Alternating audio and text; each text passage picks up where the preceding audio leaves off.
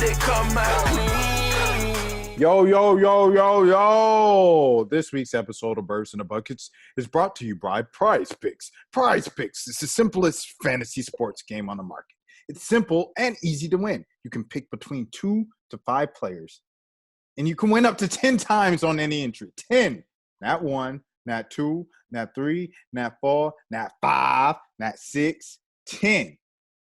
Prize Picks is slick and easy to use, and it can be found on both the App Store and Google Play. So if you have an Android or if you have an iPhone, you can see Prize Picks.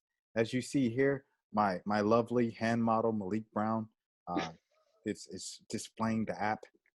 Malik, will you tell the people about Prize Picks this week and what it's Man. So first of all, man, last time we talked about Prize Picks, wasn't doing so well. We come back now. I'm doing pretty solid. I've won at least one pick every day for the past maybe 3 or 4 days. So I'm going to show y'all what I got going on today, what I had going on tonight. So I put in 2 entries tonight. As you can see, I had Nikola Jokic, I had Jalen Green, Korkmaz, James Harden, and Embiid, and I got 4 of them right out of 5. So I'm doing good. And then the second one, the second one's still going on. But yeah, I got 4 of those right as well. So I'm winning big right now, y'all. Just, all you got to, and look, they have deals too. So today was Taco Tuesday. So you get half off of a stat. It was Taco Tuesday. It was Taco Tuesday.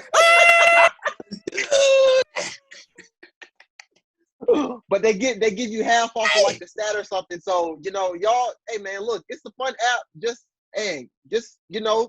test your luck. If you got some skills with any sport, test your luck and see what you can do, man.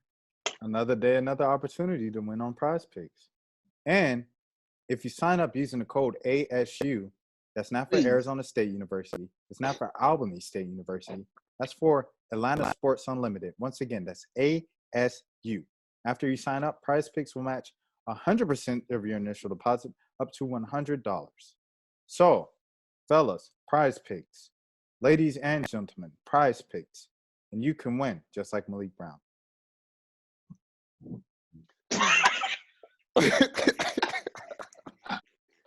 Oh my gosh.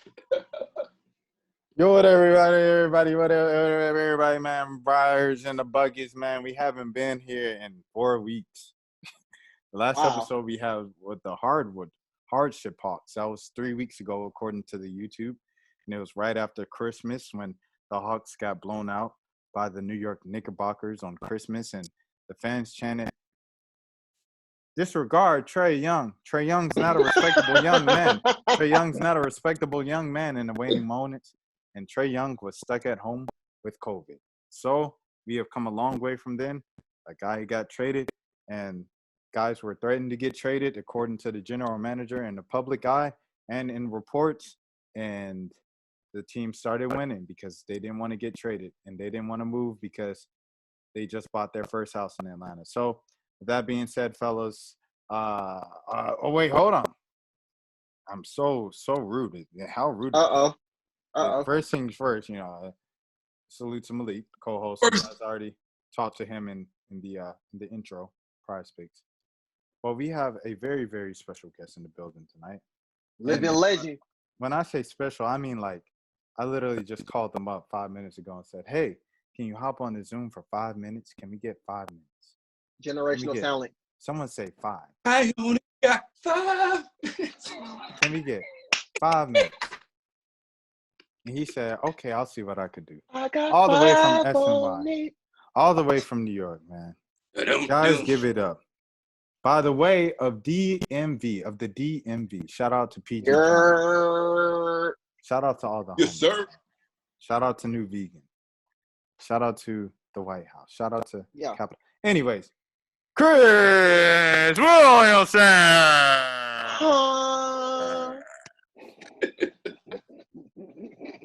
My guys. I'm so happy to be here. What's going on, my brother? Hey, look, man. Yo, things are crazy right now, especially in the NBA. I'm living life.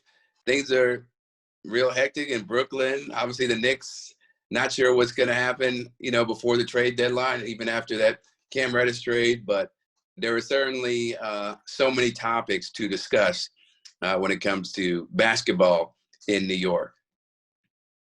Exactly. Precisely. Exquisitely. First thing we want to ask you about the guy that came from Atlanta to New York. Guess just what was the mood up there in Bing Bong Land when Mr. Cameron Reddish, the third, Cameron Elijah Reddish, also known as the greatest player to ever touch a basketball, according to some Hawks fans before he got traded. He became the most overrated player in basketball to ever touch a basketball after he got traded. What was the reaction in New York when Cam Reddish was traded to the Knicks? I think there was a lot of excitement and also confusion as well. The excitement because we felt like Knicks fans felt like they got a steal of getting a player at his caliber, even though, he's been injured. So, his value isn't as high as you would want, but, his potential is obviously really, really good. So, yeah, it was like excitement because of that factor. And then also confusion, like how is this guy going to stay in the rotation, or how is he going to get into the rotation? First of all, because you have so many different forwards and players who are injured, and then guys like Quentin Grimes who, are really stepping up. You got Evan Fournier, you're paying him over $70 million over the 4 years or whatever it was. So where is the room? Where does he fit in? Because he said he wanted a bigger role. And my thing is, the only way this works is if they make a trade before the deadline for, another star or somebody on, the tier below a star, because otherwise, why would you give up, that pick, right? That it does not make sense to give up. Was it the first rounder, right? Yeah, but I think it was like a protected top 17 protected, right? Protected. Yeah, like top 17, top 18, something like that. Right. But still, to give up a pick of that magnitude, even if it's protected, you have to make it a point to get him involved in the rotation, whether it's, off the bench or even starting, but it'd be most likely off the bench. So I saw a tweet maybe the day he debuted it, Chris, and I know you keep up with the Knicks a lot. And I don't know if it was a troll or he was serious, but the guy was like, I've been watching Knicks games all season, and the move that Cam Reddish hit was probably the sauciest move I've ever seen from any Knicks player all season. I saw that tweet. Was it true? No, it wasn't true. Hell no. Bro, you got IQ, a highlight reel, with his threes and floaters, and you got Obi Toppin. Come on, man. No, it was not. Kimba, bro, did we not witness what Kimba did? You know what I'm saying? I remember that. Mm-hmm. You remember that? He went off for like 40 I forgot. Obi Toppin did the East Bay on Christmas on the Hawks. He did, yeah. He still did. There's no way an up and under layup was more saucy than that East Bay dunk in the game. I watched it, I watched that play and I said, now how did you get to that conclusion based off that play?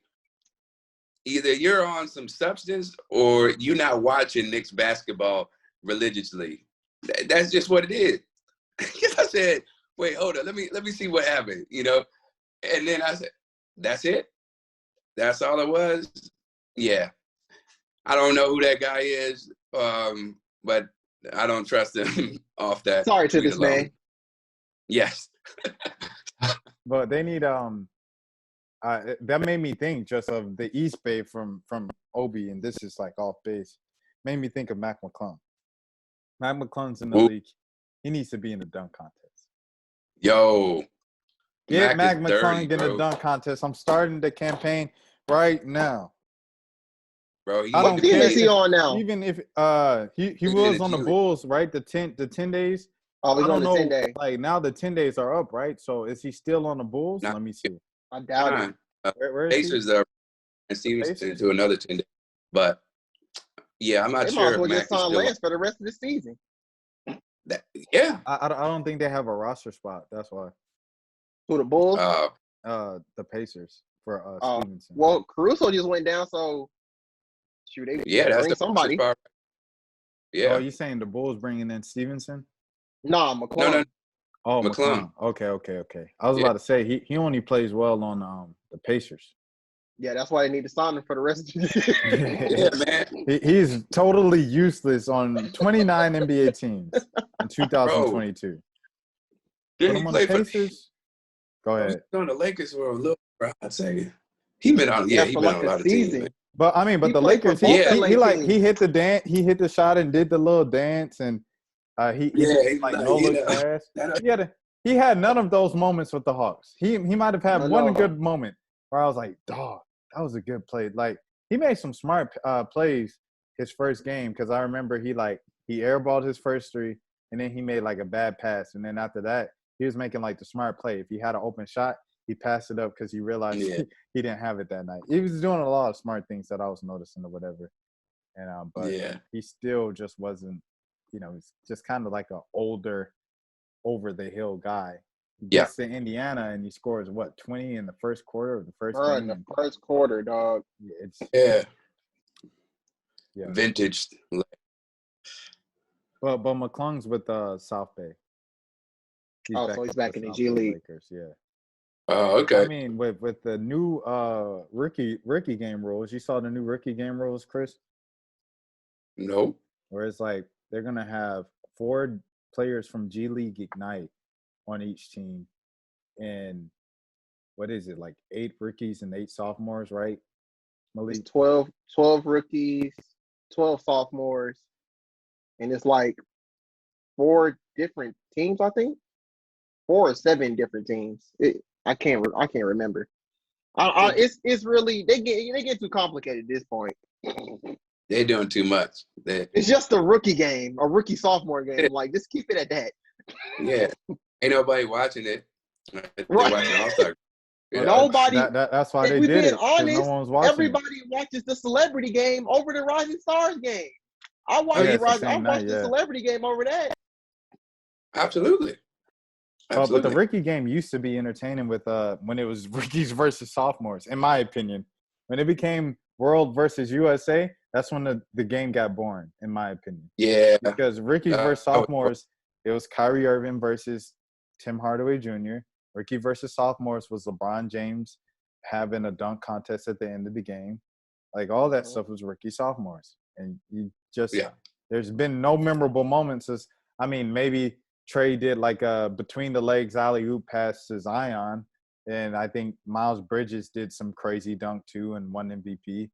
But there's been no memorable moments from that game. Oh well, Trey hit the shot on Luka at half court, and then they hugged, and everybody's like, "This is the future of the league." Yeah. That's the last quarter, right? You said you don't remember any of those. No, that was a couple years ago. I do remember, vaguely, but if you ask me off the top of my head, any rookie sophomore game, any rookie All-Star thing, I'd be like, yeah, I have to look that up because it does not move me. I can think about All-Star games, but in dunk contests and 3-point contest, but yeah, rookie Rising Star stuff, yeah, no. How did y'all feel about it last year? The one night only, the one night of fun where they did everything in one night and the dunk contest was at halftime. How'd y'all feel about that? I felt like it made it a little more forgetful. It was definitely rushed. It was. I didn't appreciate that. I thought they tried to jam too many things into one night, and I guess it was because of COVID. That was the reason. Yeah. But I didn't personally enjoy having that because you don't get who was in the dunk contest? I don't know. Anthony Simons. Right. What? Yeah. And he won. Anthony Simons won. And then the dude I remember he won. That's on Aiden streams that went to Sierra Canyon. That they used to be dunking at Sierra Canyon all the time. Now he used to play for the Pacers, but now he's on like another team. And I'm like, I was watching him the other night and I was like, oh, he got traded? He's on a different team now? Because he was like a rookie last year. He was on Sierra Canyon a couple of years ago. He dunks. He's he went to Duke. Kid that Cassius Stanley. Oh wow. Oh yeah, that's who it is. Okay. Cassius I was guessing for the coach. Yeah. Cassius Yeah. Stanley, and those are the only two I remember being in the dunk contest last year. But I Yeah, mean, the Stanley dunk wasn't even contest getting participants minutes. has been forgetful for a little while. All due respect to those guys, but Mac McClung, get Mac McClung in there, bro. If you're gonna have G League Ignite players playing in this Rising Stars game that Chris always forgets, put them in a dunk contest. Obi Toppin was the third dude. Obi Toppin was in it? Oh, man, he definitely disappointed. If I don't even remember he was in it. So much. He was in the final round with him. I don't even remember that. What even type of dunks did he do? Because Obi be pulling between the legs, dunks mid game, right? Whether it's close game or not. He brought his dad out. I think he brought his dad out. I believe because his dad used to win dunk contests in like New York. That Toppin family, their genetics are absurd. Oh yeah, they got the kid at Kentucky now. Yeah. I think he did like a 360 dugger or something. Yeah, the other night. Yeah. Wow. Like that whole family just be jumping. Yeah. Yeah, they ain't it ain't like the Jordan family where Marcus and Jeffrey ain't got. All right, Chris. I think your 5 minutes is up. Chris Williamson, everybody. He trying to get us blackball from the Jordan family. What the heck? Bro, I'm not either, bro. Y'all not sponsored by Jordan brand, are you? We still trying to get the Jordan interview. Yeah, we trying to get the Jordan interview. Then let me go then. Let me head out. We trying to get Jordan to say 2 words about cigars. Jordan, just say 2 words about cigars. We'll give you $1 million. Good luck with that. Good luck with that, man. Yeah, man. But nah, yeah. Oh, go ahead. Nah, Jordan, I'm just saying there's levels, to how the genetics are passed on, to your offspring. And clearly, Toppin's family, it's a little bit better than MJ's. But, I mean, but we all know who had the best. What's that? We all know who had the best. Who had the best what? Genetics? The big baller, baby. Oh.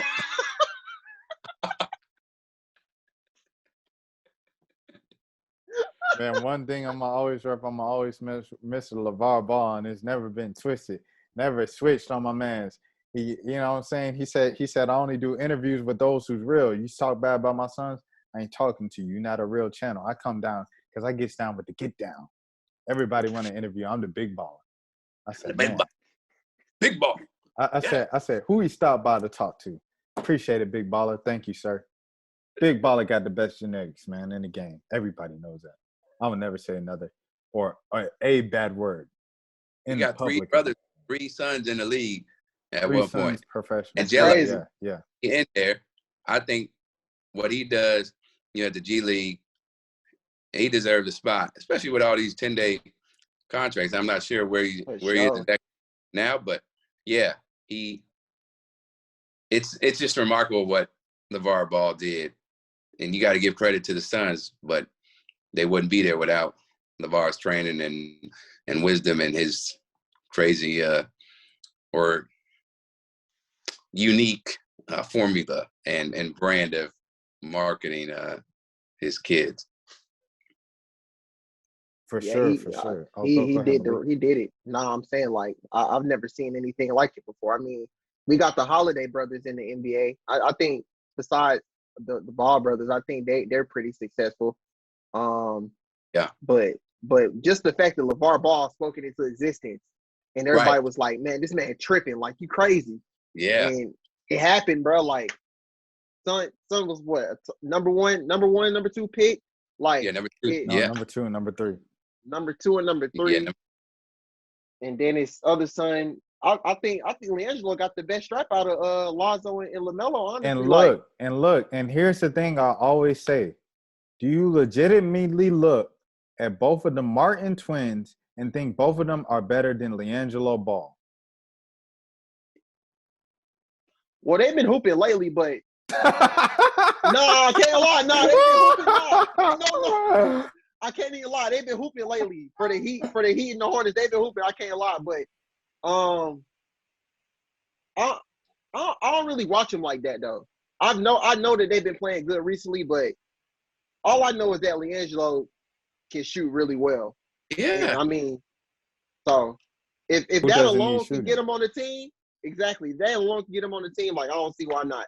All you gotta do is shoot, play defense. That's all you need to do in the league nowadays. And all due respect to In the corner. Kostas, Antetokounmpo, is he better than Kostas Antetokounmpo? Where is Costas? Milwaukee, right? Oh no, I'm No. thinking about the joke Oh on the no, Lakers. that's I'm sorry. What's his name? What's bro's name? I'm sorry, No, bro. bro. I'm about to say you Donis. disrespected. Donis, yeah. Donis. Kostas is back overseas. He said no to the Oh, Lakers. yeah, He's he going back did. overseas. Hey, but they got another brother. Go ahead. Yeah, oh who's yeah, the yeah, other yeah. one? The other one. He's They got pretty another good, brother too. in high school, I think. Yeah.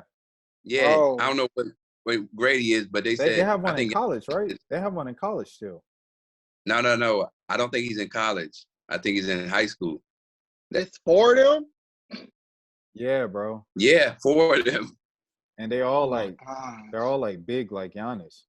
Obviously, Yeah. Giannis is probably the most talented, but yeah, man.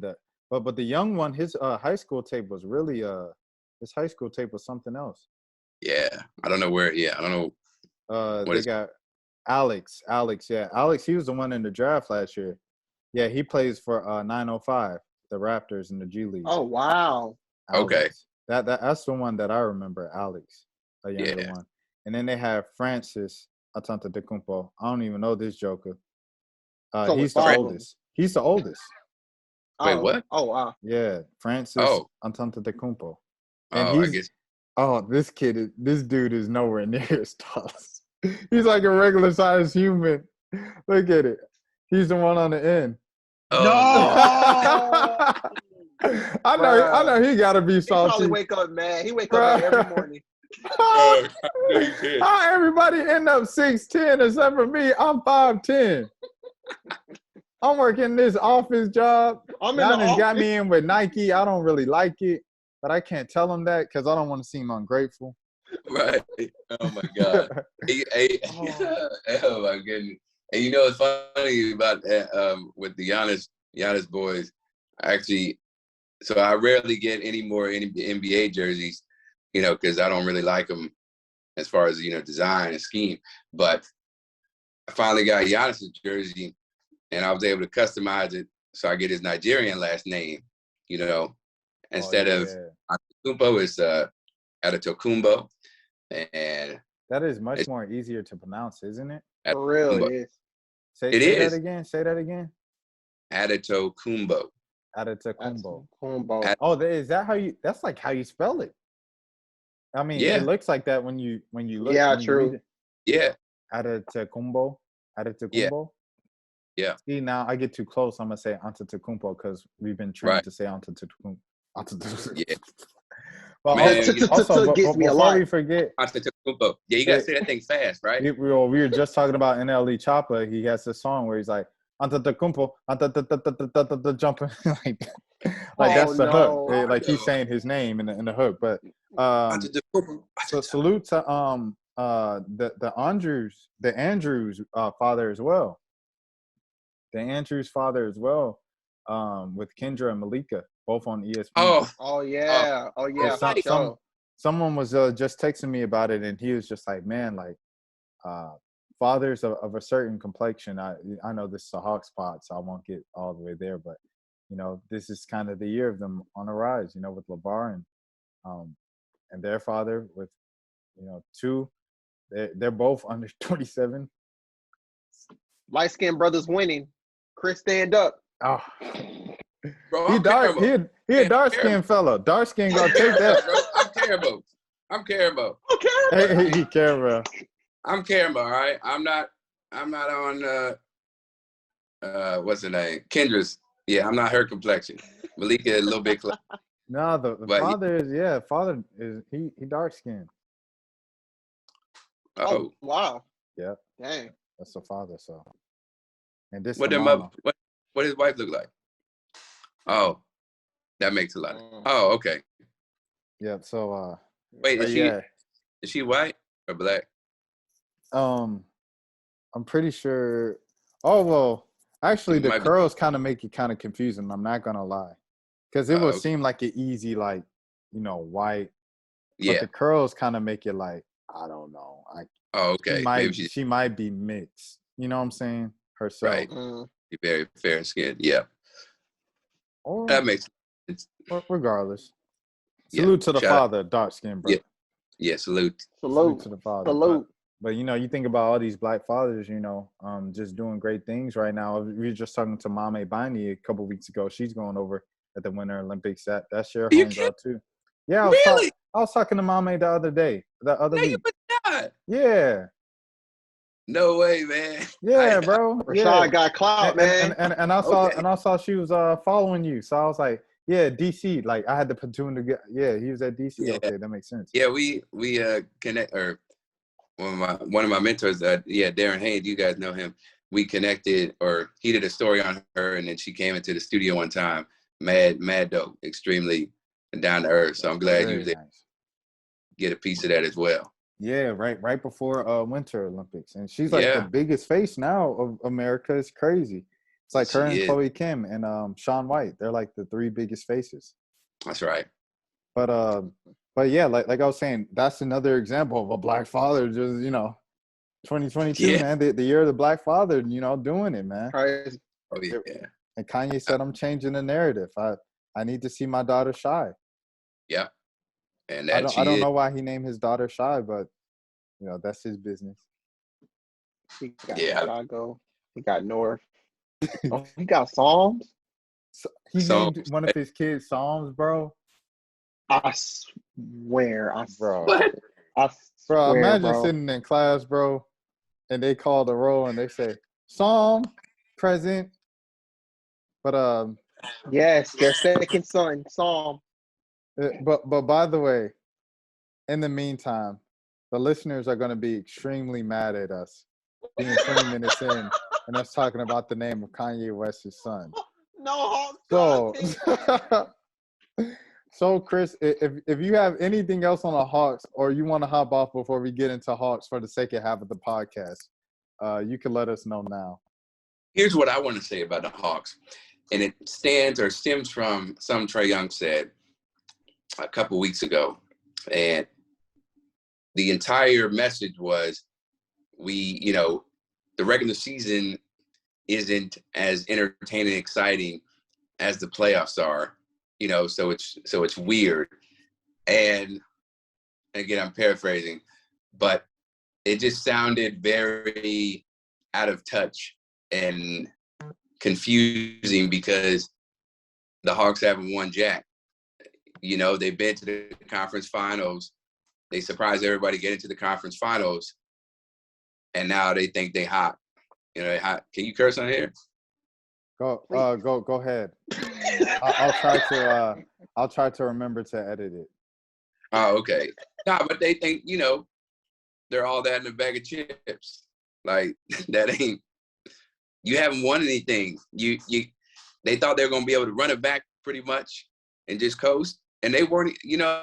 That's the thing. Last year, they were not a team that people really feared until they got into the playoffs, and then we saw what they did to the Knicks, and then obviously the Sixers. That whole series changed a lot of people's opinions, and then the Bucks.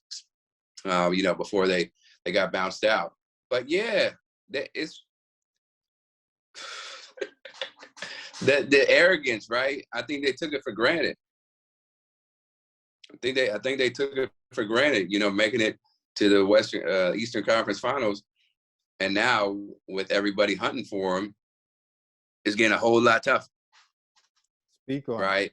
I don't like that. And I'm so glad that we had an outsider, not even Atlanta or anything like that, come on and say the exact same things that some of the stuff we've been saying on here, and people just kill us for it because they don't want to hear it. But I mean, hey, you heard it from someone on the outside that's not even us, so it's not just us hating, and we're not just making this up out the thin air. So, I guess just with the trade deadline coming up, and it was rumored everybody's on the block, and everybody's still probably on the block, but the Hawks have won 4 games in a row.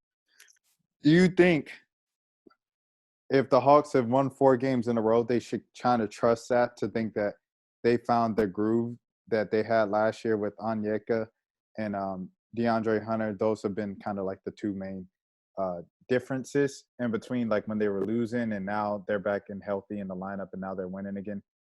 Do you think they should kind of trust that, lean on that, keep the team together and try to see if they could do something what they did last year?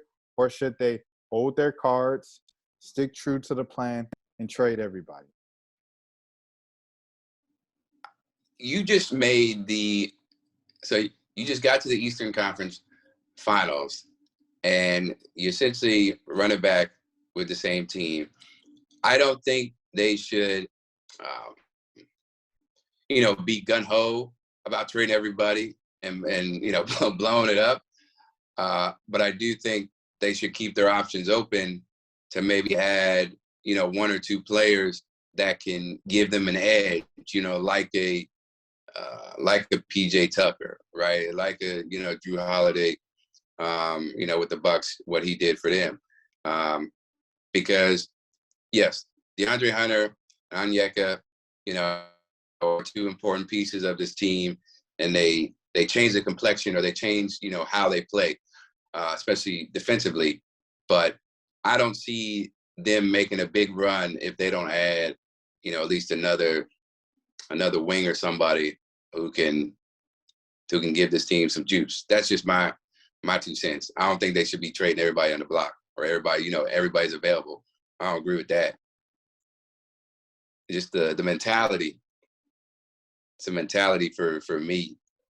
And, obviously I haven't watched every single Hawks game, but just from the games that I have watched and, the people that I follow, who are beat writers and on the scene all the time, it is very apparent how the Hawks probably thought this season was going to be sweet.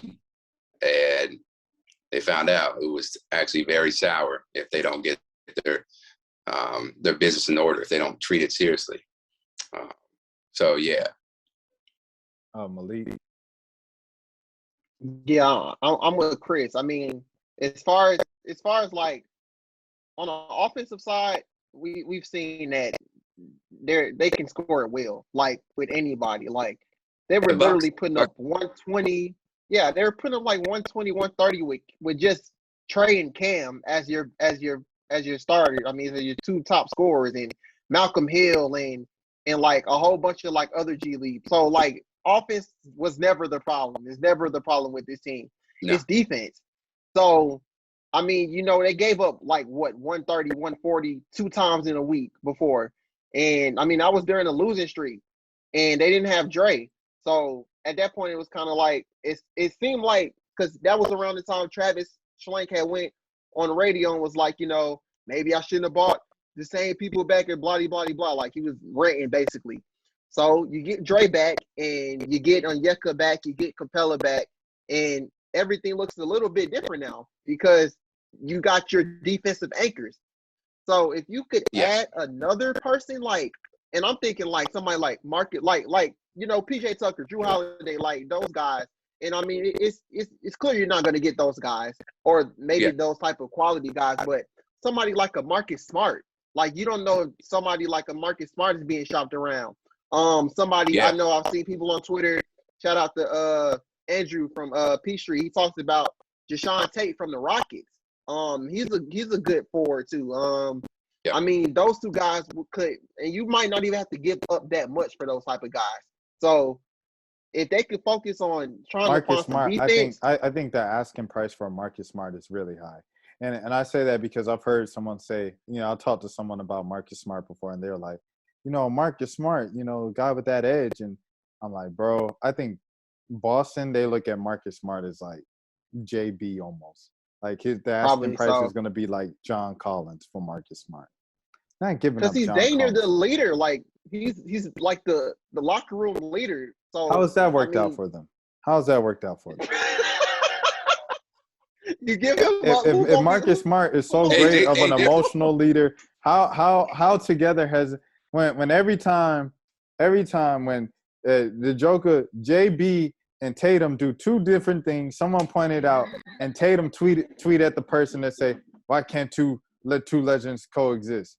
And the statistics have shown y'all can't coexist more times than that. You know what I'm saying? It's not working. The Celtics are a mess, but they're talented, so they're gonna be better than the Hawks. Because when the Hawks are a mess, it's like I don't think they're like Chris said, you don't have that. The Celtics went to the Eastern Conference Finals in 2017. This is 5 years later. They have 5 years of being a playoff team as a group together. If they fall apart, they still have the talent to put it together and make the playoffs. The Hawks only have one season of success of going to the East. This was like the equivalent to 2018 for the Celtics. The Celtics didn't fall. They stayed locked in, and they tried to get back to the finals again. They stayed locked in from the beginning to the end. So it's like the difference is with the Hawks are moving around, or they were moving around like they were the Celtics. They're not the Celtics. The Celtics had 5 years to get to this point to where if stuff clashes, they can still find a way to win the game because they've been together for 5 years. And they have so much talent. Like literally, JB has scored 50 this year. Literally, Tatum has scored 50 this year. Tatum scored 60 last. You know what I'm saying? Like they have that. The Hawks, Trey has scored 50 and almost 60. No one else has gotten close. It's not the same. No, it's not. 40. Right. Who's the last person that scored 30 points on the Hawks? Besides Trey. I think Cam. Cam, you right. He gone. Yeah. He out of there. Cam was the last one. Oh, yeah, you need Gallinari to get his act together. You need to tell Bogey, get their act together. They haven't been shooting the way we were accustomed to seeing them shoot in the playoffs. Especially Bogey. What's that? I said especially Bogey. Oh yeah. I don't know what's going on in his head. That knee. It's bad though. They need to figure out a way to resurrect their season, because I don't think the Hawks management is going to be satisfied. And I know, you had a lot of injuries and COVID, all that. They ain't gonna be satisfied. And they make the play-in game. They ain't gonna be satisfied. You just make it to the first round. When I see the Cleveland Cavaliers, when Colin Sexton goes down, and they say, "Okay, Ricky Rubio, it's your turn," and Ricky Rubio balls out, and then Ricky Rubio goes down, and they go, "Darius Garland, it's your turn." Garland. And Darius Garland balls out the way he has. He should probably be in all. It's between him and Fred VanVleet for that last reserve spot as an Eastern Conference All-Star. When they do what they did, when Mobley stepped up the way he has as a rookie, when Kevin Love ain't doing nothing. Kevin Love's a shell of himself. All due respect, he's a champion. Hey, but the Knicks made him look like he about to be another Hall of Famer, bro. Oh, Lord have mercy. Come on. Julius Randle didn't want to play defense, the other night. I'm about to say, I ain't seen Kevin Love have a good game since 2018. So if the Knicks did that, then, hey, maybe K-Love can still go. I don't know. But, man, come on, Knicks. But you talk about defense. They got the defense problem too. But yeah. What were we talking about? Kevin Love. I was talking about Cleveland. I got a message from Josh Chigumira. Anyways, but the thing I was talking about was Cleveland. So it was next man up mentality, no excuses. You had 2 starting caliber guards go down, 1 all-star caliber one, and the other one was then you sign BG, Brandon Goodwin, our old friend over here with the Hawks, and he goes with the 10-day, and then you sign him for the rest of the season, right? So I say all that to say this, that they're fourth in the East. They had Rondo. injuries. Rondo. They had all the excuses in the world, but instead of making excuses, they're the 4th seed. So it's like, and I saw someone else said, if I say what's wrong with the Hawks, it's going to sound like excuses. and everything like that. They're the 5th seed right now. I just checked. But I mean, other teams are dealing with injuries. Other teams have dealt with COVID.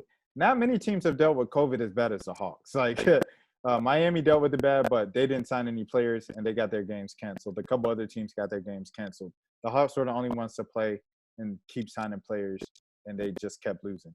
So the COVID piece, yeah. But the injuries piece, everybody's dealt with major injuries, especially a team like Cleveland, and they only climbed through it. Brooklyn, you up there, Chris, they deal with it with superstars. You know what I'm saying? Not just John, all due respect to John Collins, but I mean, like, it's, you know, you're talking about James Harden versus John Collins. You know what I'm saying? So top 15 player versus a top 50 player, your top 30 player. So it's a bit different, JC. I still love you, man. But yeah, man, like, teams are like suffering huge losses around the league, and the only teams that are making excuses are the Lakers with Anthony Davis and the Atlanta Hawks with their injuries. So yeah, that's all I had. I got some. Bro, the Bulls literally had their whole roster out for a minute, and they still are like what, top 4, top 3? Like are they like the top? Like, wait, bro, are they 3? They're 2. Yeah, I think they're 2. The Nets. Oh, they're 2. No, the Bulls are 2 and the Nets are 3. They're one game ahead of the Nets. Chicago, they have 17 losses. The Nets have 18 losses. That was after the Nets lost to the Lakers today. Yeah. Or when? Yeah. Okay, got it. Yeah. Nah, injuries are part of the game, man. Injuries are part of the game. Cannot be making justifications for why we're not stepping up to the challenge. Ain't nobody feeling sorry for y'all. Yeah. Come on, man. And without Levine, Lonzo, now AC. Right. Exactly. And they're 29-17. Miami had a whole rash of injuries and COVID. You know, remember Jimmy Butler was out, Bam, obviously, and they've still managed to stay afloat. And now they've risen to the top of the East. Hawks have no excuses, and especially after their season last year. You got to bring it more. You got to be better. Yeah. If you're really looking at it, the top 5 seeds have dealt with major injuries or something somewhat towards the season. Like, of course, we already talked about the Cavs, the Bucks. Drew been out for a minute. I think he just came back, but Drew be out. I think Chris was out for a little bit. He was out for 10 days with COVID. Right. Yeah. Dante DiVincenzo out. Dante's been out. Dante just came back like a couple weeks ago. Yeah. Yeah. Oh, and bro, they don't even have a damn center. You know, Giannis is right. You know. Oh yeah, Brook Lopez. Yeah, Lopez. He hadn't played his second. Yeah. Inexcusable by the Hawks. But you know, they're a very young team, and they've got a lot of growing to do. Stop feeling themselves. Need to act like they're the ones hunting instead of being hunted, because that's how they play. They need to play more like trade them all. What's that? Trade them all? Nah, man. Oh. They need to play more like they did against the Bucks. You know, they played really poorly, you know, in that first half, and it looked like it was going to be a blowout. But then the resiliency, the way they were able to come back, you know, Trey was cooking, had a lot of different contributors. They need to show that, you know, for a whole 48 minutes. I just don't trust it. Yep. I think what John Collins provides to you is valid. Like what everybody has already said about John Collins, just his character. That is something to value here, you know, for sure. So I don't think that's something that you can just overlook and be like, oh, it's whatever, you know, it's so, because it is something. Character matters when you're building a team. You know, obviously when you think of the Cam Reddish trade, that was something, not only was it like the talent, but you're thinking about just the fact he didn't want to be there. Right. If he didn't want to be there, you know, that might be one of the reasons why the Hawks are winning right now. You know, you have guys who want to be there and who don't want to get traded. Yeah. And they're just, playing for pride and the pride of Atlanta basketball, which they should have been doing from the jump.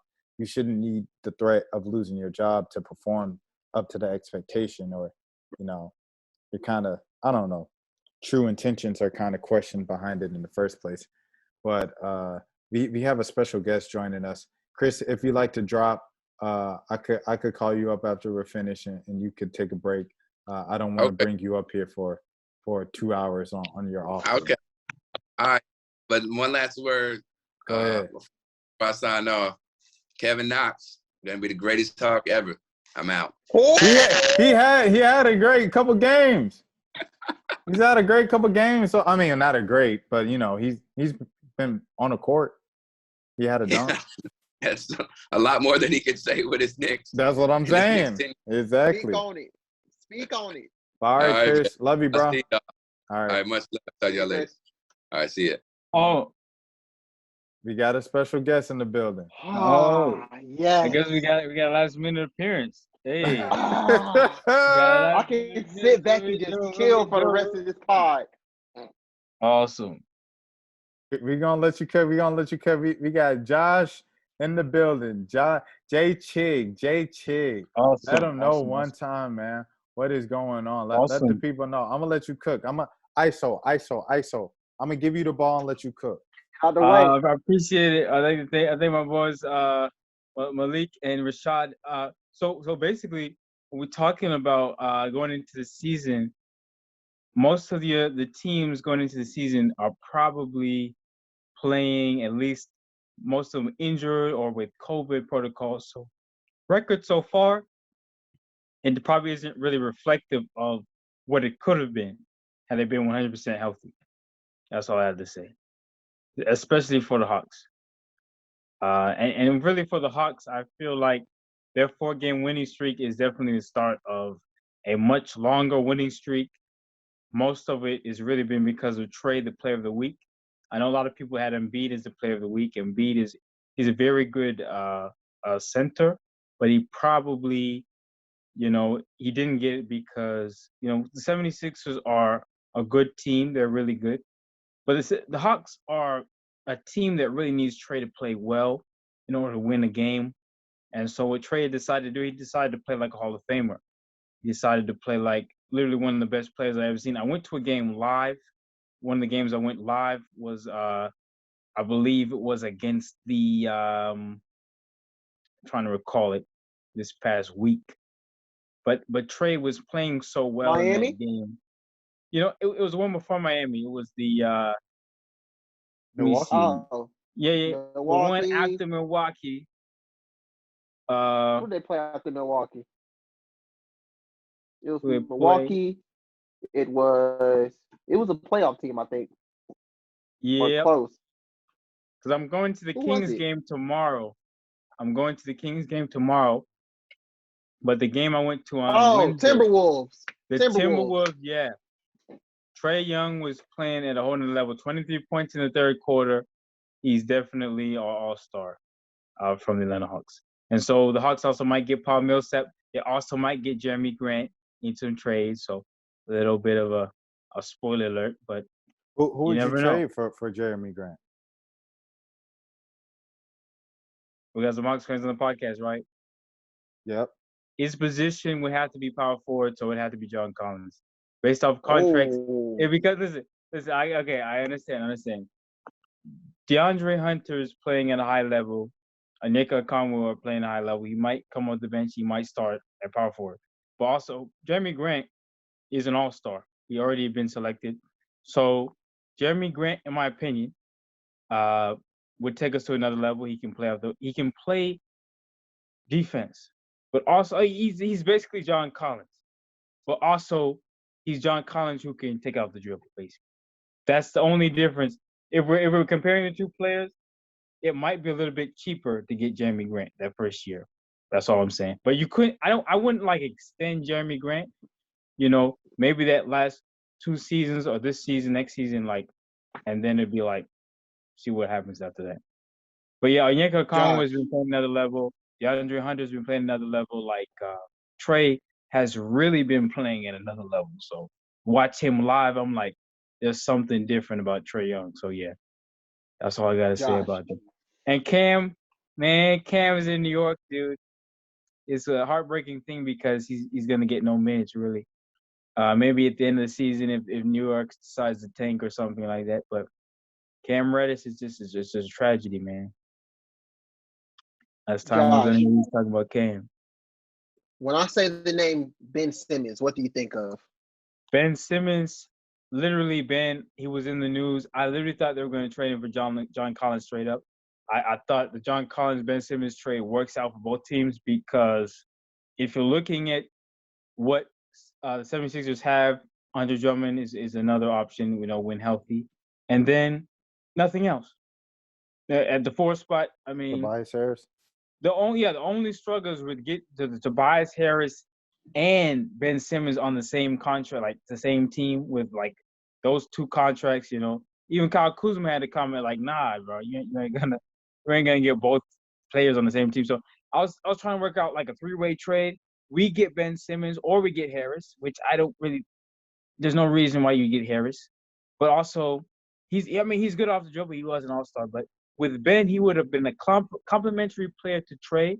Trae would have been able to play off the ball, but the reason why the trade fell through was because Tobias Harris was an additional contract, and contracts didn't match. I mean, you'd have to get salary out straight out the wazoo, straight out someone's behind because the contracts you're looking at, they're both making even more than John Collins.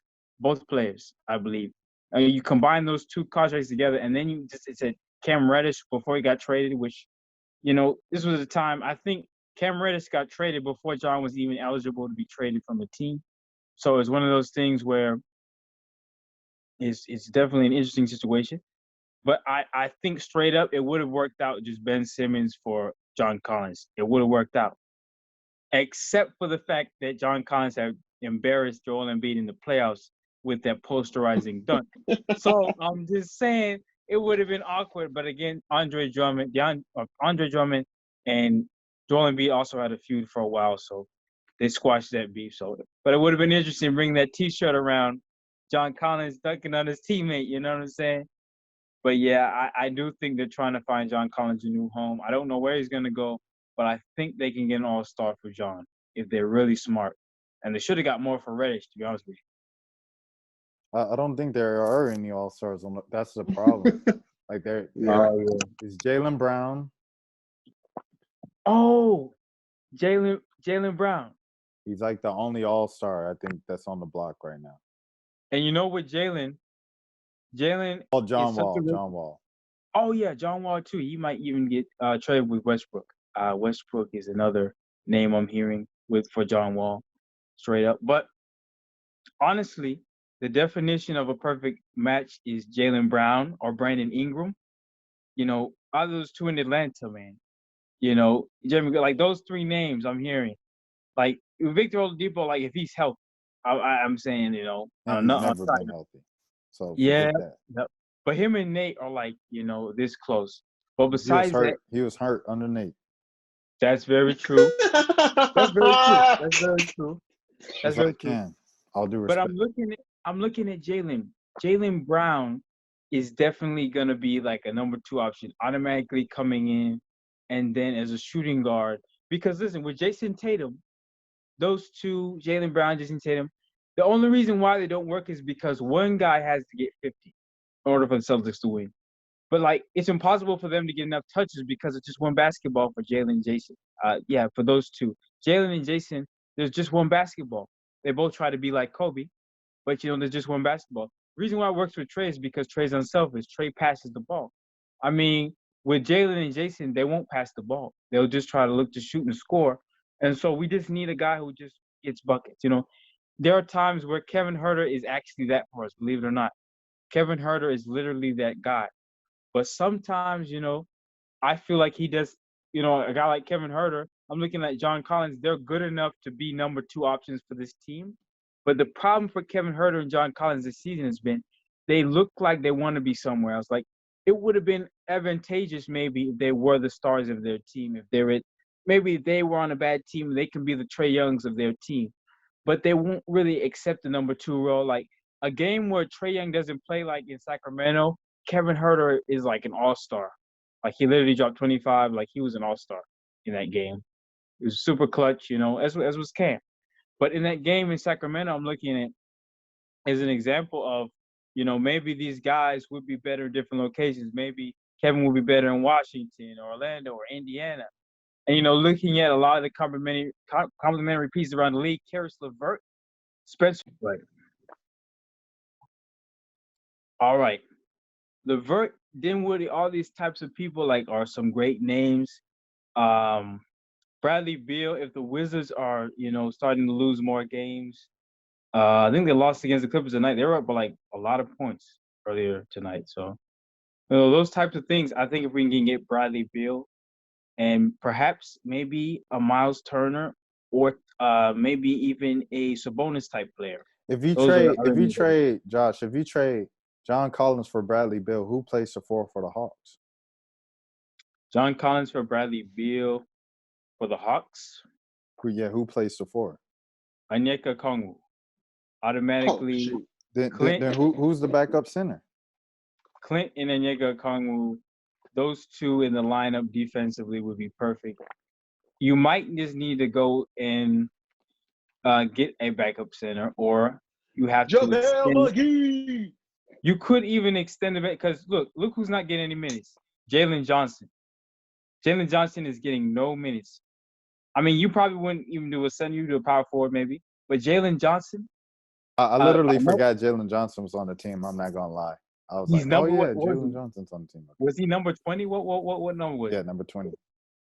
He was. I mean, he's literally one of the people who I'd say he can replace John Collins, he himself. And then you have him not getting any minutes in the lineup. He's out there and he's putting up 25 points per game. Jalen Johnson. Josh, who's better? Who's better, Jalen Johnson or Kevin Knox? Oh, Kevin! I forgot we had Kevin. See, we wanted to say I was like he was playing, no, he wasn't playing. And I think Jalen Johnson has a better shot than Kevin Knox. But I think in terms of body wise, in terms of size, Kevin Knox is physically ready to get out there. With the big NBA players, he can dunk it over them. That's cool. But Jalen Johnson, I think he's more finesse. He doesn't go through the contact, but he's more of a jump shooter than Kevin Knox, and that's going to be helpful going forward. So I see them switching minutes for the forward position. And at guard, I think Lou is a great guard, but I think he's more of a third rotation. Question. He's a guy. Question, Josh. Yeah. So how would you make the Bill deal work? What if they're we'll take Bill for John Collins if you had DeAndre Hunter? Oh, you said DeAndre. No, I was saying if you had DeAndre Hunter, we'll do the deal with John Collins. John Collins and DeAndre Hunter for Bradley Beal. Because no way they're trading just John Collins for Bradley Beal. Okay, you throw in the first round pick. What if you throw in the first round pick without DeAndre? You got to think Bradley Beal averages 30 points a game, so it's or he has in the past. I think his scoring is a bit down this year. So he's kind of you're talking about a top 15 kind of type of player versus a John Collins top 30, top 50. It's he's a tier above John Collins is what I'm saying. Bogdanovich, John Collins, and maybe Kevin Huerter. All three of them. Before I get rid of DeAndre, now who's your backup two? Yeah, that can be done. And Bradley Beal starting. Who's the backup? Who's the backup Because think about it, DeLon is the backup 1, and Lou is the backup 2. Oh. It's a little iffy. But looking at DeLon and Lou's minutes recently, they've been pretty all right. Because DeLon is more of defensive minded and Lou is all about scoring. And so they balance each other out. So that's the real reason why we've been 4-0. They've really been pretty good for us these last 4 games. So Josh, I got a question for you. Right. So currently right now, no trades, nothing. Bogey's supposed to come back tomorrow. Do you put Bogey back in the starting lineup, or do you bring him off the bench for the rest of the season? Yeah, I'm bringing him off the bench. I think Kevin Herter, it might have even a win share percentage in the starting lineup. I believe that Kevin as a starter is one of the better players in the league, to be honest. So yeah, his percentages I'm seeing his plus minuses is over like 100. It's some crazy numbers I was seeing, like, and even like it surprised me. I was like, yo, Kevin did all that. I was like, yo, he's like he was very valuable in the starting lineup. I was like, we probably should have gone to him a little earlier. Yes. So Trey, Kevin, they played pretty well together in the lineup. That's what I feel like. Bogdan is a great sixth man next to Gallo. You know who was bringing Bogey off Okay. the bench the first time? First time he got to Atlanta? Lloyd Pierce. Lloyd Pierce. He knew what did he was like, he was just like, and look what he did to Indiana. Like, I don't even know if it was injuries, but Indiana is such a talented team that their roster would automatically get them like a fifth seed in most years. So there's some coaching problems, but also like the talent, they can beat the Are you Warriors blaming without. it on Lloyd Pierce? I'm gonna be honest. There is too much talent on the Pacers for them to be a 13th seed. If they're healthy and they've been dealing with health problems, I don't know, that might have been. But if What you have did Sabonis Lloyd Pierce do to y'all? Why do y'all hate Lloyd? All he does is go to his job and take care of his baby. That's all he does. He go to his job, take care of his baby. What did Lloyd Pierce do to y'all? But continue, I Josh. think he really disrespected Trey. And listen, Trey is not necessarily like a coach player. Like, if your coach isn't doing well, Trey is just gonna be like, I'm not gonna play well either.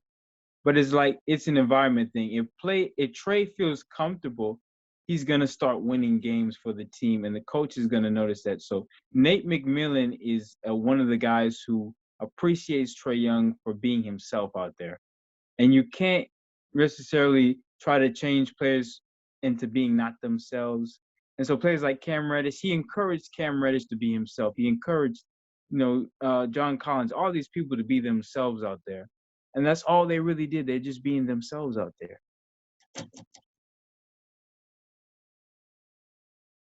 Malik, anything else? Are you good?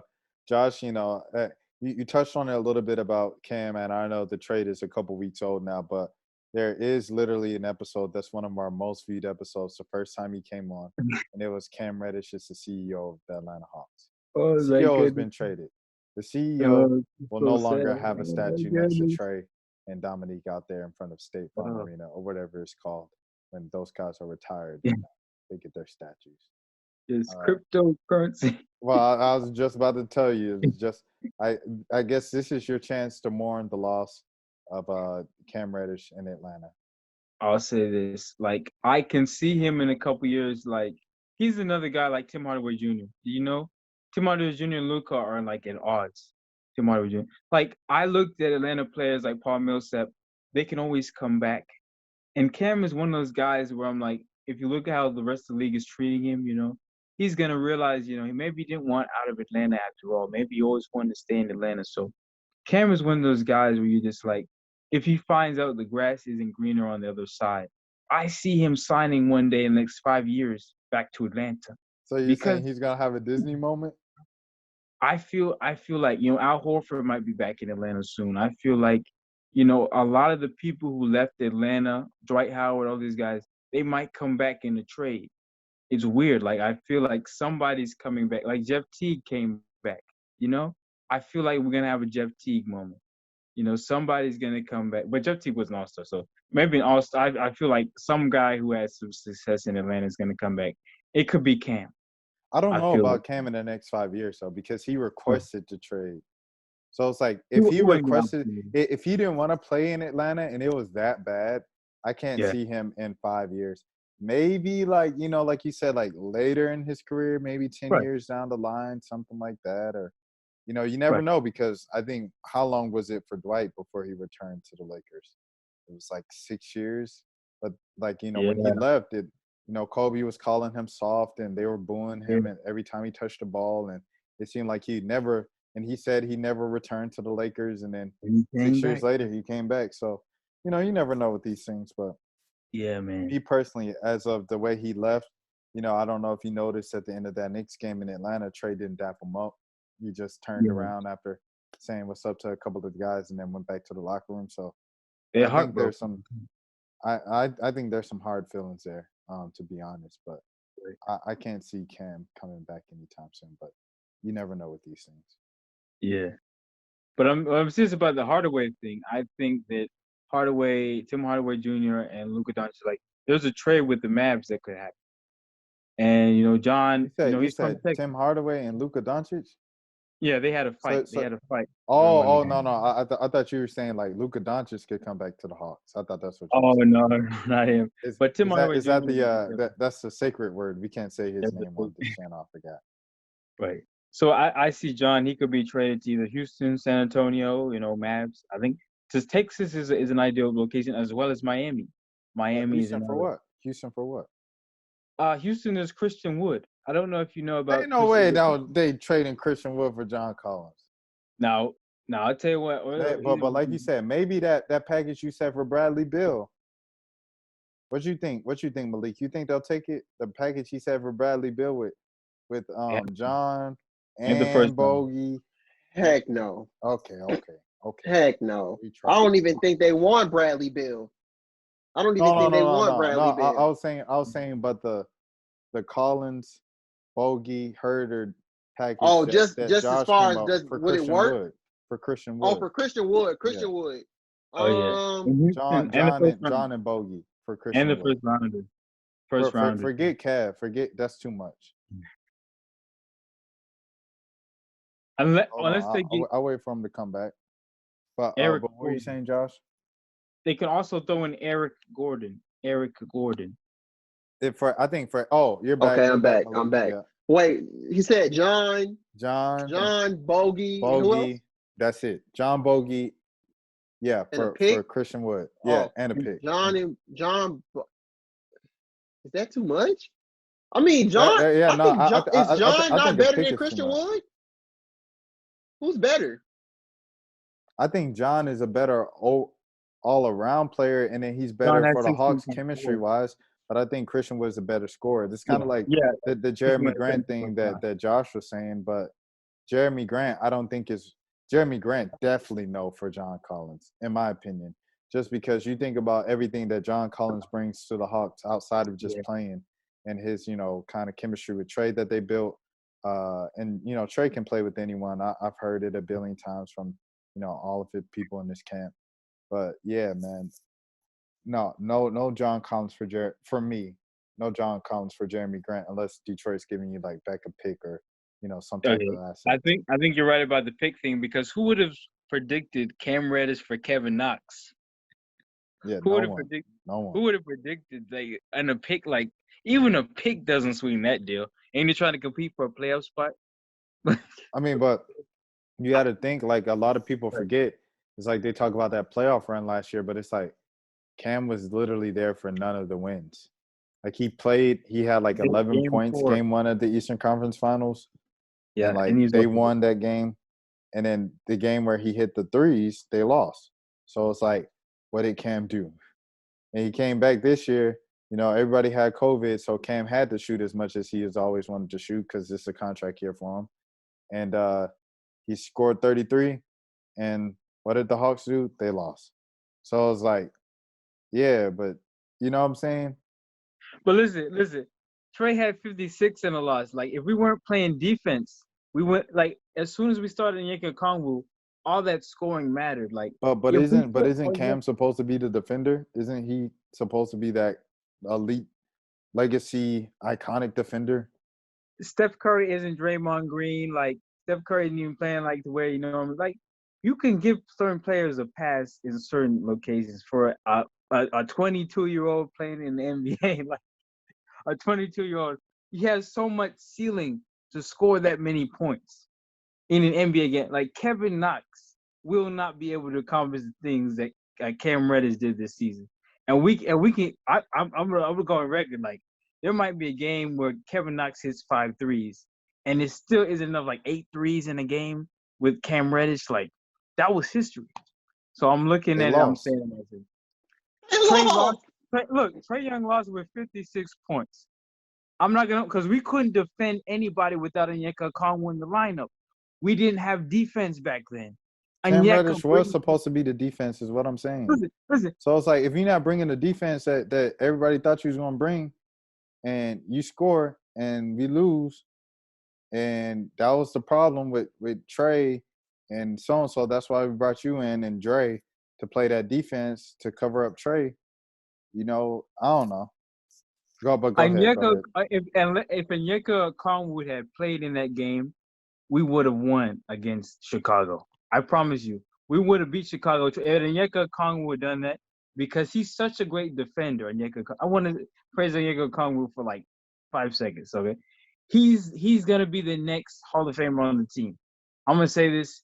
He's almost like Draymond Green, but he's more agile.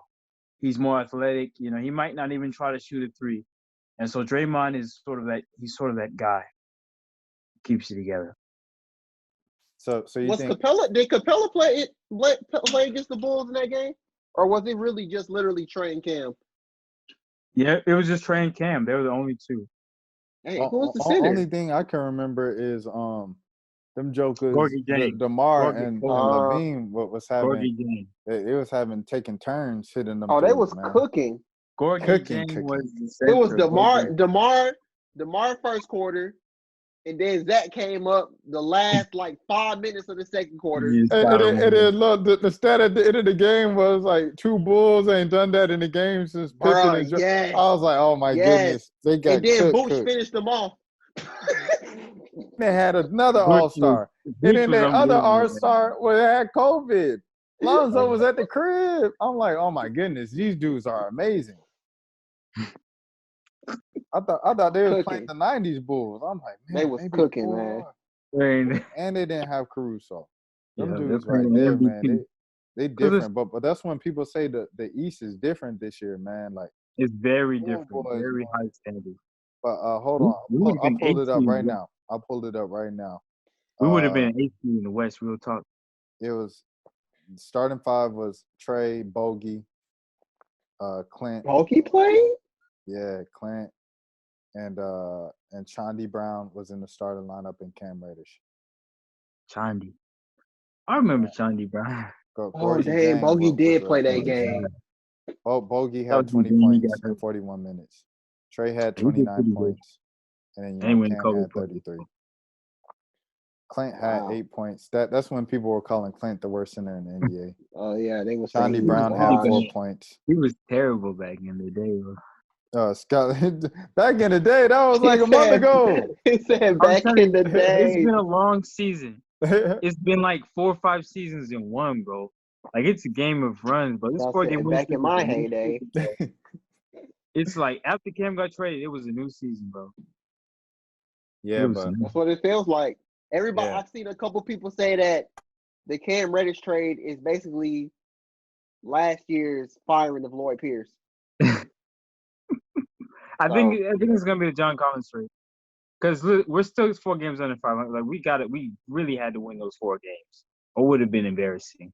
Like they were tough. I don't think trading John Collins moves. Like I don't think it moves anything. Like I saw John airball like a mid-range jump shot.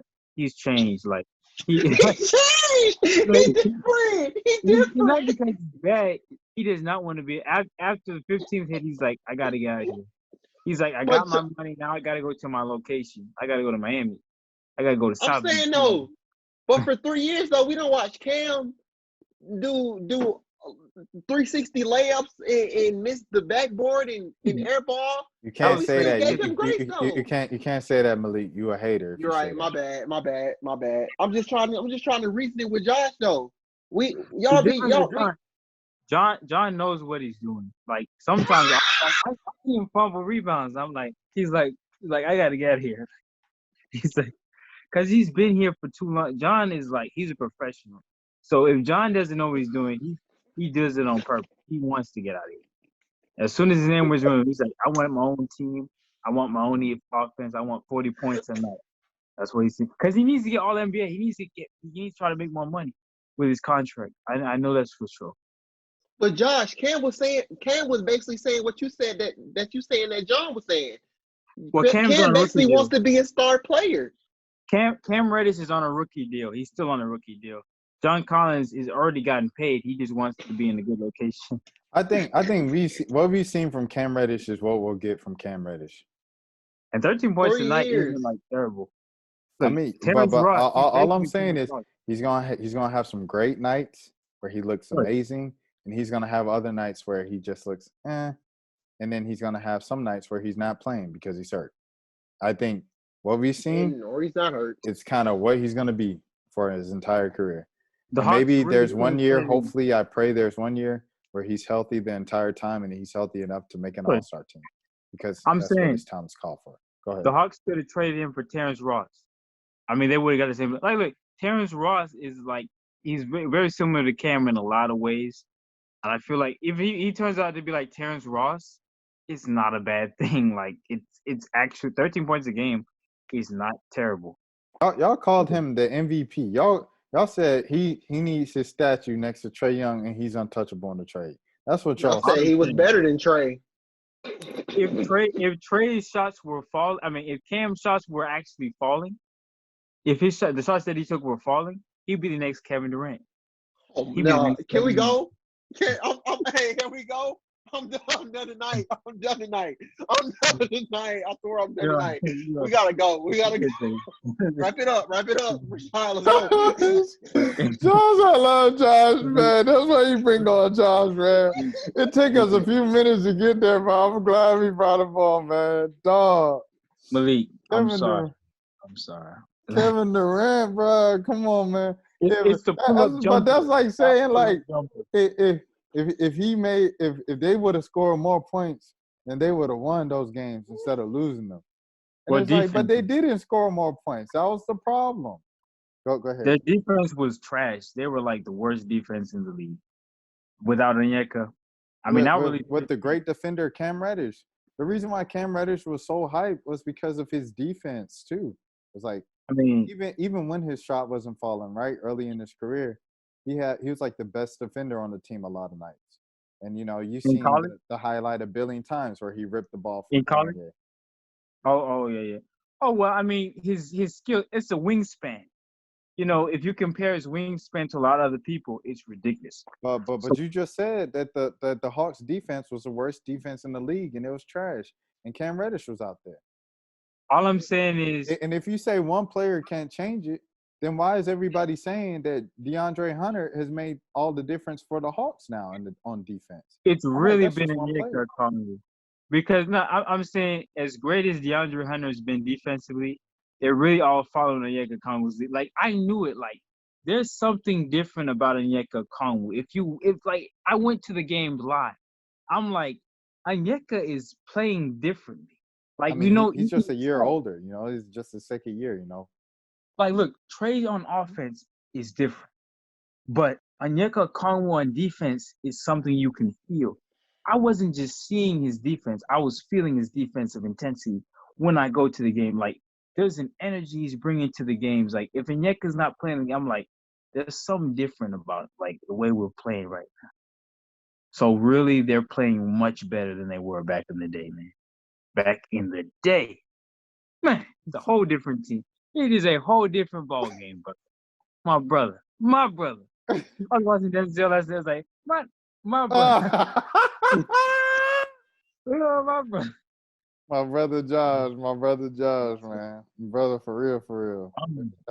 But I guess just going around. Do we want to do, I guess, picks for the week? I'll do it. I'll be 100%. Let's do it. Let's do picks for the week, man. All right, let me share the screen. By the time you guys are watching this, you guys will probably be watching the Kings game, or the Kings game might even be over if you chose to watch. Kings lost by 53 points tonight. Yeah, it was pretty bad. Celtics smacked them. Crazy because they played Celtics on Friday. Trade them all. Wow. We need Buddy Hield. What they say? What they say? Philly was interested in Halliburton for Ben Simmons. Take that.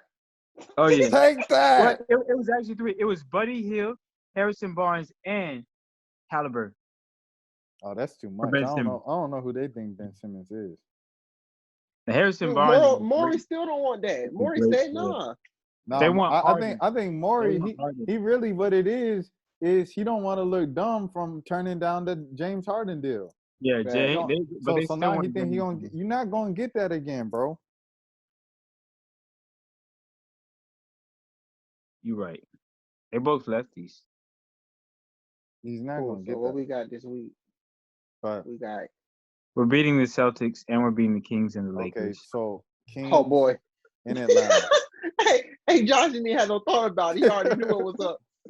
So you got a win against the Kings? Y'all want to be Honestly, disrespectful sure. and say yes, win, and then they lose. I'm gonna guarantee a win up to the Spurs, honestly, guys. Oh, you We're gonna wild. Oh, he going 2 weeks in advance. You wild. So You already you got know. you got a 5, 6, 7, 8, 9, 10, 11, 12. You got a 12-game winning streak coming up. And I got them beating the Spurs too. So you got a 13-game winning streak coming up. And I'll explain. Here's my psychology. And it's very conditional. Oh wait, hold on now. Let's go game by game. So the Kings, I guess I'll join in being disrespectful with y'all. I'll say win. All right. Yeah. The Celtics, I'm gonna just say win because it's a home game. They took it off ESPN. No pressure. You're not gonna miss a layup with 1 minute left to take the lead. The Lakers, the Hawks usually beat the Lakers in Atlanta for some reason. Ever since LeBron got there, I think they lost. They lost last year, the COVID year with courtside Karen, and I think they lost the year before that as well. I remember when LeBron did the between the legs behind the back to Dwight, and Dwight did the. That was crazy. Dwight doesn't even go down like that, bro. Yeah, that was crazy. That was insane. So they lost the last couple of years, but LeBron's first year with the Lakers, they lost.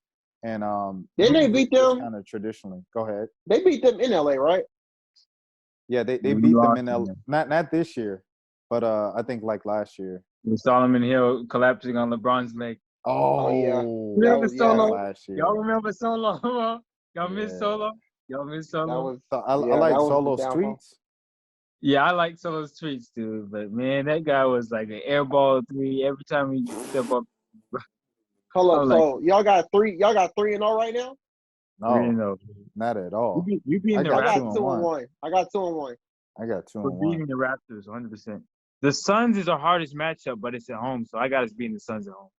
Because we always do some great stuff against the Suns. 3-2. I got 3-2. We always beat the Suns at home, bro. I think this is a TNT game too. This is a TNT game. We beat the Suns last year at home. They made the finals, so we're gonna beat the Suns this year at home, bro. I think that's a TNT game too. It's a tradition. We always beat the Suns at home, bro.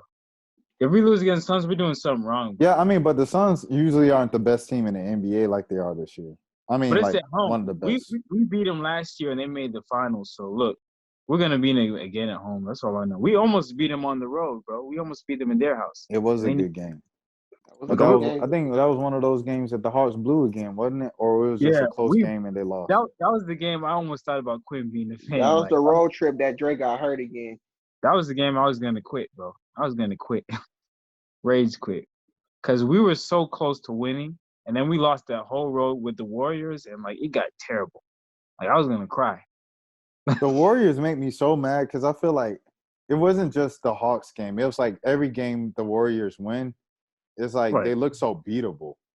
And then they just kind of pull away and find a way to like win. They can have. And I don't get it at all. And it's like, like Steph was like flexing on the Hawks, and I was just like, how are they doing this? Like, it's the same roster from last year too. Like, right. I was salute to Gary Payton the second, but he's not Gary Payton the senior. You know what I'm saying? So I don't know what. Like, I don't know what has changed, bro. Yo, shout out to Damon Lee. Is it Damon? No, Jordan Poole. Shout out to Jordan Poole. Jordan Poole is at a whole another level this year. He's the new Klay Thompson. He's better than Klay Thompson this year. And Klay Thompson's pretty good, but Jordan Poole is the guy, bro. Jordan Poole is the guy, man. He's the reason why they won. But the thing is, he was on the team last year. Like, all these dudes were on the team last year. It was just Iggy. Like, if Iggy makes that much of a difference in the locker room, then sign Iggy up everywhere, man. But I'm telling you, like when Clay was in the lineup, they weren't even winning games. But now when Jordan Poole was in the lineup, bro, hey, it's at a whole nother level, man. That's all I gotta say. The third Splash Brother. Most improved. Most improved. It's Flash, Splash bro. But We're yeah, so beating I the got them Suns. losing here. So I got them like 3-2 right now. We're beating And the Suns. Raptors 100%. again. So you got them beating the Raptors twice in a week. Honestly, because look, last time we beat them, we had Tony Snell, bro. I don't know about y'all, but Tony Snell was like one of those players that was like a legend in Atlanta. Like when he was like Pero Antic, the way he was hitting clutch shots. No, Like Pero Antic wasn't making yeah. that many shots, so. No, like he was clutch. Like Pero Antic would hit like no shots, and then the fourth quarter, you put him in the fourth quarter, he hit the game time shot. He did game winners off one leg. Like Tony Snell was that guy for Atlanta last year, and I feel like we need that type of Tony Snell guy. And for me, I feel we see the resurgence of Lou, and we see the resurgence of guys like DeLon, and we might make a trade. Honestly, Kevin Knox might become a great player by that time. He might average 10 points. And that's what we have from Cam. We can't guarantee 10 points from Kevin Knox, but I want that from him and this winning streak. I want Kevin Knox to play well, at least like Cam Reddish was, because we put this high standard on like a college student. But Kevin Knox has been a vet for like 5 years, bro. Like, for real. Y'all can't put this pressure on Kevin Knox just because he was traded for Cam. Like, y'all can't do that. That's not fair to him. Kevin needs to average 10 points. Like, he needs to be a guy that Cam at least could pretend to be. Like, let's be real. If we put the high percentage, like, Cam Reddish having 10 points is more important than Kevin Knox having 2 points. That's all I'm saying. So I see Kevin Knox stepping up against the Suns and the Raptors and the Mavs. That's what I see. All right, so the Raptors. So you got them beating the Raptors twice within a week. If they apply themselves, Trey's averaging like 30, 35 points per game. Yeah. I have them split in that. So I have 3-3 right now. Where are you at? Yeah, 3-3. Okay, and then Dallas. That game was originally on TV, but that's a Sunday, 6 p.m. I don't know if that's going to be on. What's that? ABC. This is the game ESPN, they could lose. They could lose against the Mavs if they're not trying, but I want them to try to beat. Oh, they're definitely trying because it's Dallas. Like, that game is going to get them amped up. Oh, it's at Dallas. They didn't try last year. I saw them. Trey wasn't really playing hard. I mean, they lost like at the buzzer. Like a ref call, Trey was arguing with the ref. Like they were in their heads. Like I feel like if Trey takes it personally, if he chooses to drop 50 on Luka Doncic's head, and Luka drops like 35, like if he chooses to outdo Luka in Dallas, the Hawks are gonna win that game. They like, did in Trey Atlanta, the season opener. I know it feels like a billion moons ago, but the Hawks won by 30 season so listen, opener. I'm gonna need Trey to drop 50 on Luka's head because I don't need any comparison. Like, because we know Trey can do it if he really wants to. And it's not like a bad, like, we want him to win the MVP this year. I feel like it's very doable if they have above 500 record. Nope. I feel like they're heading toward it. Nope. Jokic and Embiid got it on lock. I mean, Jokic is a great player, don't get me wrong. But if you have the type of talent around Jokic this year, even with injuries, I'm taking Embiid over Jokic. But Embiid, I still take Trey like player of the week. I still take Trey over Embiid every single time. Player of the week because Trey had earned it. He had earned it this year. You didn't see him live like I did. Like people are like, oh, Embiid has 50, Embiid has 40, you know. But like when he does that, he's stat padding. Embiid is like Jokic, they stat pad. But Trey is doing everything in his power to make sure his teammates score points, and they're trying their best not to score. John's trying his best to get airball, get traded. Like Trey is taking the dysfunction and making it undefeated. Like they should not have beaten the Bucks this year. She should not have come back. But the fact that they were 4-0 this week shows me that Trey was not only the player of the week.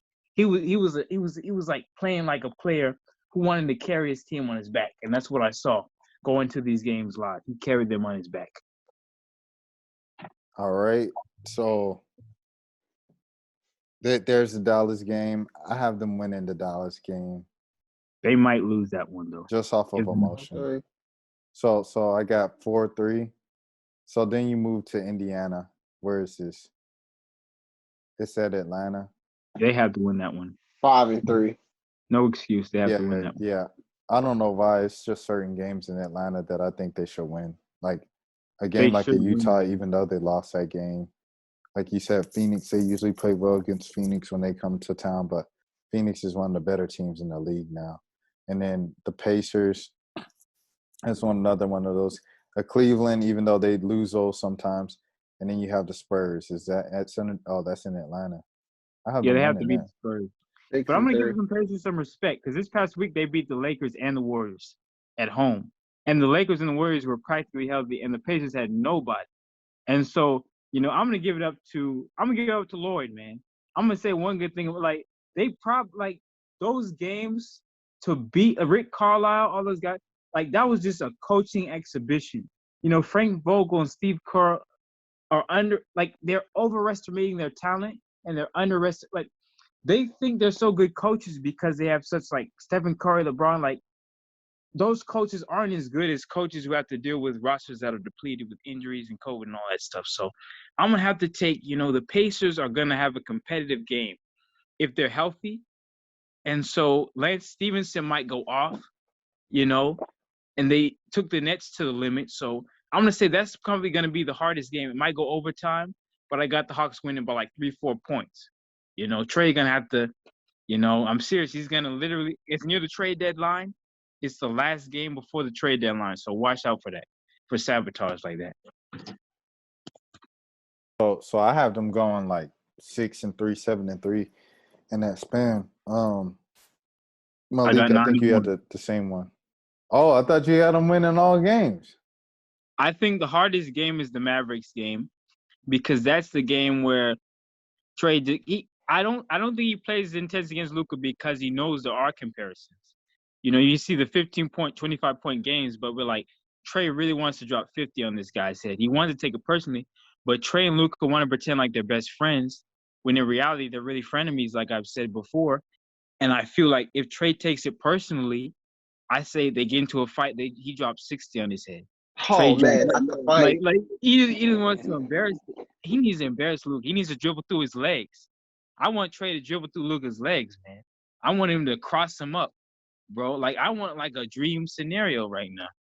But that's like a personal vendetta against, the actual agenda that the league is pushing, that Luka is better than Trey, which is a lie. Luka isn't better than Ja, to be honest with you. So you got it. Trey number 1, Ja number 2, and Luka number 3. That's exactly how I wrote it down too. Ja is like some sort of like, I don't know. When he hit that block in LA, it changed the world. I'm like, yo, the Memphis Grizzlies are gonna be competing for a championship these next 10 years. That's when he hit that block. I was like, this is one of the best players on the planet. I was like, Trey and Josh should play on the same team, and Josh should come to Atlanta.